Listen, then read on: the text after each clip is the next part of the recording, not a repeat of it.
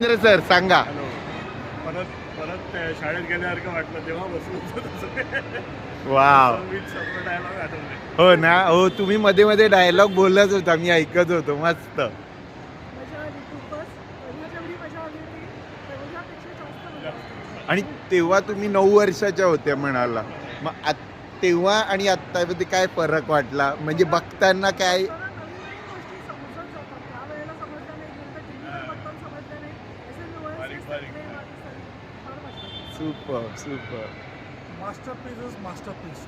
लहानपणी पाहिलेले हा पिक्चर 75मध्ये मी 5 वर्षाचा असताना आणि आत्ता पाहिलेला 75 to 2025 डायलॉग पूर्णपणे पाठ होते आणि पिक्चर बघताना येस, मी ऐकत होतो तुमचे पण. Yes, so enjoy thoroughly.